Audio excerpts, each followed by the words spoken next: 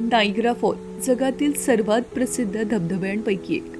पण मित्रांनो, तुम्हाला माहिती आहे का, याच्या मागे काही अनोख्या आणि थरारक गोष्टीही दडलेल्या आहेत. चला तर जाणून घेऊया त्याविषयीचे काही अमेझिंग फॅक्ट्स.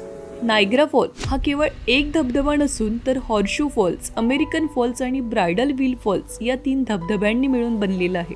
1848 मध्ये कडाक्याच्या थंडीमुळे या संपूर्ण नायग्रा फॉलचे पाणी थांबले होते आणि हा धबधबा काही काळासाठी पूर्णतः गोठला होता.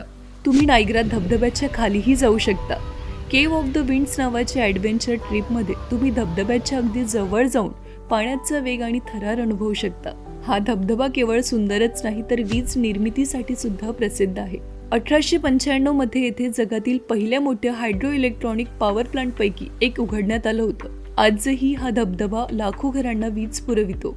नायग्रा फॉलच्या पाण्यात उडी मारण्याचा धोकादायक प्रकार अनेकांनी केलाय. 1901 मध्ये ॲनी एडसन टेलर नावाच्या 63 वर्षीय महिलेने एका लाकडी बॅरलमध्ये बसून हा धबधबा पार केला आणि ती हे करणारी पहिली व्यक्ती ठरली.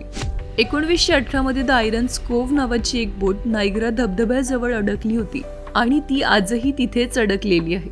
रात्रीच्या वेळी नायग्रा फॉल हा वेगवेगळ्या रंगांनी प्रकाशित केला जातो.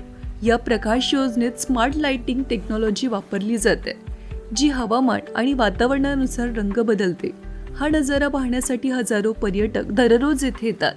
नायग्रा फॉलचे पाणी इतक्या वेगाने खाली कोसळते की प्रचंड धुके निर्माण होतात, जे काही किलोमीटर दुरूनही दिसून येते. संशोधकांच्या मते हा धबधबा दरवर्षी 1 फूट मागे सरकतोय. काही हजारो वर्षांनी याचा संपूर्ण नकाशाच बदलून जाईल. 1951 मध्ये इंग्लंडच्या राणी एलिझाबेथ यांनी नायग्रा फॉलला भेट दिली होती आणि तेव्हापासूनच हा धबधबा रॉयल फॉल्स म्हणूनही ओळखला जातो.